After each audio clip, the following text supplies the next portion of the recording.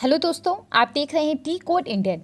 जैसा कि आपको पता होगा कि निर्मला सीतारमण 2 दिनों के मुंबई विजिट पे थी, जहां पे उन्होंने पब्लिक सेक्टर बैंक यानी कि सरकारी बैंक के चीफ्स के साथ मुलाकात की और पिछले 1 साल में पब्लिक सेक्टर बैंकों के परफॉर्मेंस को भी रिव्यू किया। इन सब के बीच में उन्होंने ईज 4.0 को भी लॉन्च कर दिया। बेसिकली देखिए, ईज एक ऐसा प्रोग्राम है पिछले कुछ सालों से चलाया जा रहा है पब्लिक सेक्टर बैंक्स के रिफॉर्म के लिए, पब्लिक सेक्टर बैंक में सुधार के लिए। देखिए, आज भी अगर आप सरकारी बैंक के कंपेयरिंग में प्राइवेट बैंक जाएंगे तो वहां पे आपको बहुत सारी फैसिलिटी ज़्यादा मिलेगी।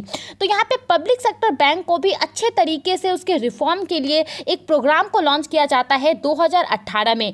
इसका फुल फॉर्म ही होता है enhanced access and service excellence, यानी कि बैंकों तक जो लोगों की पहुंच है उसको इनहेंस करना और जो सर्विस प्रोवाइड कराई जाती है बैंकों के द्वारा उसको बेहतरीन बनाना। 2018 में इसके पहले फेज को लॉन्च किया जाता है और इसका मुख्य उद्देश्य रहता है कि बैंकों को क्लीन और स्मार्ट बनाना।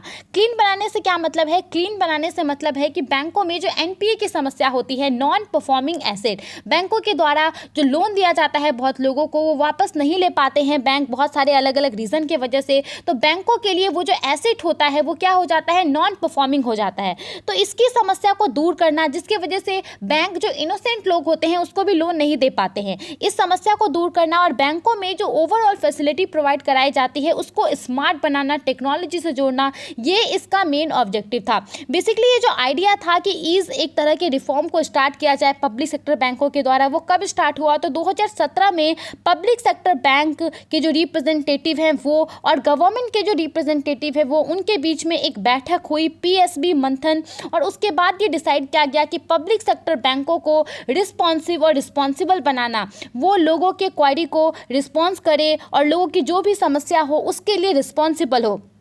उसके बाद देखिए, यहाँ पे ईज 1.0 को जब 2018 में लॉन्च किया जाता है और जब इसका रिपोर्ट सामने आता है तो उसमें देखा जाता है कि नॉन परफॉर्मिंग एसेट जो है बैंकों के लिए एक बहुत बड़ी समस्या, ठीक है, उसको रिजॉल्व करने में बैंक काफ़ी ज़्यादा अच्छा काम कर रहा है। तो इसके बाद 2019 में ईज 2.0 को लॉन्च किया जाता है और जिसमें और 6 थीम को ऐड कर दिया जाता है। ये थीम कौन कौन से होते हैं? रिस्पॉन्सिबल बैंकिंग, यानी कि बैंकों को रिस्पॉन्सिबल बनाना, कस्टमर रिस्पॉन्सिवनेस, यानी कि जो कस्टमर का जो भी क्वारी होगा, जो भी प्रॉब्लम होगा, जो भी क्वेश्चन होगा उसका बैंक उसको रिस्पॉन्स करे, क्रेडिट ऑफ टेक, यानी कि बैंकों के द्वारा ज़्यादा मात्रा में लोन दिया जाए, पीएसबीज एज उद्यमी मित्र, पब्लिक सेक्टर बैंकों को उद्यमी मित्र बनाना, यानी कि एमएसएमईज जो है बैंकों को एक मित्र के तौर पे देखे, फाइनेंशियल इंक्लूजन एंड डिजिटलाइजेशन, यानी कि वैसे सेक्टर के लोग जो अभी तक बैंकिंग सर्विस से काफ़ी दूर है तो उनको जोड़ना, यही होता है फाइनेंशियल इंक्लूजन, और सारी चीज़ों को यहाँ पे डिजिटलाइज करना। ये था इसका 5वां थीम और 6ठा थीम था इसका गवर्नेंस एंड एचआर।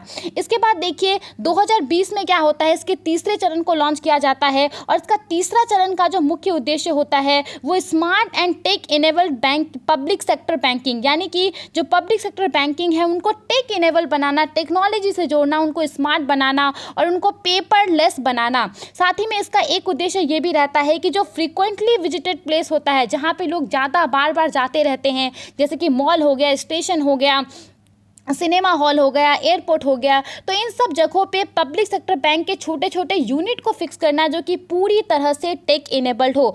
तो ये यहाँ पे ईज 3.0 का रहता है। अब देखिए, यहाँ पे जब ईज 4.0 को लॉन्च किया गया है तो ईज 3.0 के रिपोर्ट को भी यहाँ पे लॉन्च कर दिया गया है, रिपोर्ट को भी निकाला गया है कि बैंकों ने ईज 3.0 के अंतर्गत जो जो यहाँ पे टारगेट को फिक्स किया गया था, जिस जिस उद्देश्य से इसको लॉन्च किया गया था, क्या वो पूरा हो पाया है। तो यहाँ पे इसका जो रिपोर्ट आया है उसमें कहा जा रहा है कि पब्लिक सेक्टर बैंकों के द्वारा काफ़ी अच्छा प्रदर्शन किया गया है। पब्लिक सेक्टर बैंकों ने पिछले 5 साल से लगातार एनुअली लॉस पब्लिक सेक्टर बैंकों के द्वारा झेला जा रहा था, तो ये यहाँ पे इस साल जो है प्रॉफिट में तब्दील हो गया है। 31,817 करोड़ रुपए का पब्लिक सेक्टर बैंकों को प्रॉफिट हुआ है और लॉस पिछले साल 26,016 करोड़ रुपए ने हुआ था। नॉन परफॉर्मिंग एसेट भी पब्लिक सेक्टर बैंकों का 6.16 लाख करोड़ आ गया है मार्च 2021 तक, और कहा जा रहा है कि मार्च 2021 2020 तक ये बहुत ज़्यादा था, तकरीबन 62,000 करोड़ रुपए जो है यहाँ पे इसमें रिडक्शन हुए हैं। इसके अलावा देखिए अगर हम डिजिटल लेंडिंग की बात करें, क्योंकि 3.0 रिफॉर्म के अंतर्गत ये भी सेट किया गया था कि लोगों को डिजिटल लेंडिंग मिले, ठीक है, लोगों को डिजिटली लोन मिल सके। तो कहा जा रहा है कि ये जो एक रिफॉर्म था इसके अंतर्गत 4.4 लाख कस्टमर्स बेनिफिट हुए हैं, उनको लाभ मिला है। और पब्लिक सेक्टर बैंकों के अंदर जितना भी फाइनेंशियल ट्रांजैक्शन हुआ है उसका 72% ट्रांजैक्शन जो है वो डिजिटल चैनल के थ्रू हुआ है, जो कि काफ़ी अच्छी बात है। इसके अलावा जो बैंक मित्स होते हैं रूरल एरिया में, बेसिकली बैंक मित्स क्या होते हैं, छोटा सा यूनिट होता है जो कि बैंक की तरह काम करता है, जो फैसिलिटी आपको बैंक देती है। अब देखिए हर जगह बैंक के ब्रांच को एस्टैब्लिश करना पॉसिबल नहीं है, तो कहीं कहीं क्या कर दिया जाता है, बैंक मित्स को इस्टेब्लिश कर दिया जाता है, छोटे यूनिट को इस्टेब्लिश कर दिया जाता है। तो इसके थ्रू जो ट्रांजैक्शन हुआ है उसमें भी 13% की बढ़ोतरी बढ़ाई जा रही है। अब इसके अलावा देखिए इस रिपोर्ट में बैंकों को कौन से बैंक ने कैसा प्रदर्शन किया है उसको भी देखा जाता है। तो टॉप 3 बैंक जो हैं जिन्होंने सबसे अच्छा प्रदर्शन किया है इस 3.0 के अंतर्गत, वो है state bank of India, bank of Baroda और यूनियन बैंक। ये जो रैंकिंग मिली है इन्हें, इसके लिए 5 थीम तैयार किया गया है। ये 5 थीम क्या क्या है, स्मार्ट लेंडिंग, यानी कि smart lending for aspiring India, यानी कि बैंकों के द्वारा जो है आसान तरीके से जल्दी लोगों को लोन प्रोवाइड कराया जाए, उसके दिशा में बैंकों ने क्या क्या कदम उठाए हैं, ये एक पहला थीम है।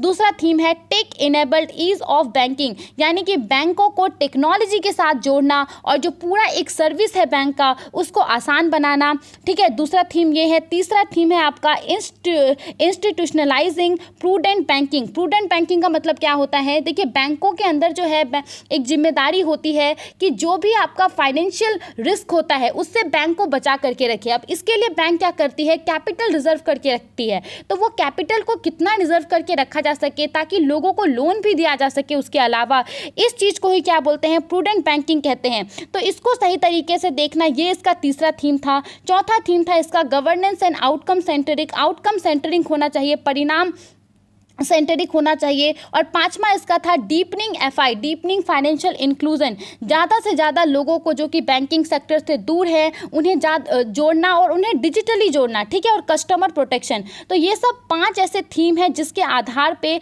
बैंकों को यहाँ पे रैंकिंग प्रोवाइड कराई जाती है। अब हर थीम में कुछ कुछ ऐसे बैंक हैं जिन्होंने सबसे अच्छा प्रदर्शन किया है, जैसे कि अगर स्मार्ट लेंडिंग की हम बात करें तो बैंक ऑफ बड़ौदा ने सबसे अच्छा प्रदर्शन किया है।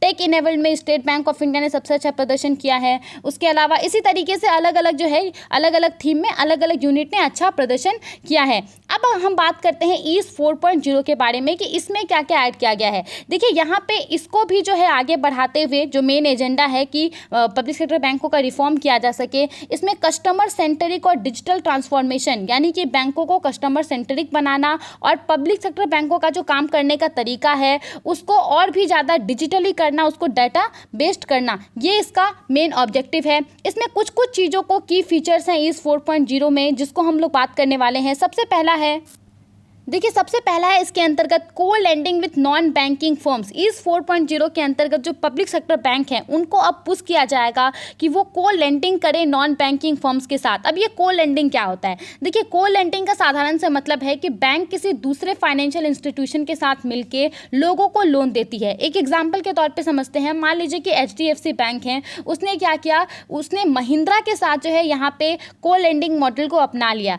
अब अगर किसी व्यक्ति को ट्रैक्टर की जरूरत पड़ेगी तो वो किसके पास जाएगा, महिंद्रा के पास जाएगा। अब महिंद्रा उसे फ्री में तो ट्रैक्टर दे नहीं सकता है, तो महिंद्रा क्या करेगा, यहाँ पे HDFC बैंक से जो है उस पर्टिकुलर व्यक्ति को लोन दिलवाएगा। अब यहाँ पे देखिए 80% जो ये लोन है वो HDFC बैंक के द्वारा दिया जाएगा और 20% जो है उसका हिस्सा वो महिंद्रा के द्वारा दिया जाएगा। साथ ही में जो महिंद्रा रहेगी वो कस्टमर सर्विस को देखेगी और जो भी कस्टमर का शिकायत रहेगा उसको देखेगी। तो यही होता है को लेंडिंग मॉडल। आई होप आपको समझ में आ गया होगा। उसके अलावा इस 4.0 में क्या कहा गया है कि टेक्नोलॉजी को ऐसा बनाया जाए जिससे कि 24/7 बैंकिंग जो है सभी को अवेलेबल हो जाए। इन सब के अलावा देखिए एक नए सिस्टम को इसमें इस 4.0 में ऐड किया गया है कि पब्लिक सेक्टर बैंक जो है अब यहाँ पे एक न्यू एनालिटिक्स बेस्ड ऑफर को देगी रिटेल कस्टमर्स और MSME कस्टमर्स, यानी कि पब्लिक सेक्टर बैंक के अंतर्गत जो पहले से रिटेल कस्टमर्स हैं, उनके जो MSME कस्टमर्स हैं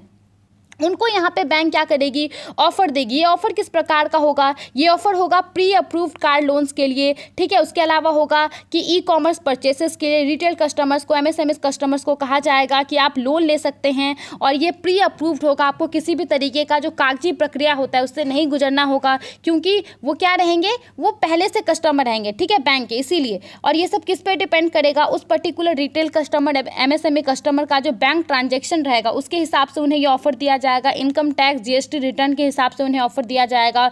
ई कॉमर्स पोर्टल पे उन्होंने किस प्रकार से ट्रांजैक्शन किया है, तो इन सब के हिसाब से उन्हें दिया जाएगा। इसके अलावा देखिए यहाँ पे जो हमारे किसान हैं उनके लिए भी उनको जो लोन मिलता है उसका जो प्रोसेस है उसको आसान बनाने के लिए यहाँ पे बैंक क्या करेगी, थर्ड पार्टीज़ के साथ यहाँ पे पार्टनरशिप करेगी, जैसे कि एग्रीटेक फॉर्म के साथ पार्टनरशिप करेगी। अब देखिए एग्रीटेक फॉर्म्स के पास क्या होता है, सारा जानकारी होता है, ठीक है।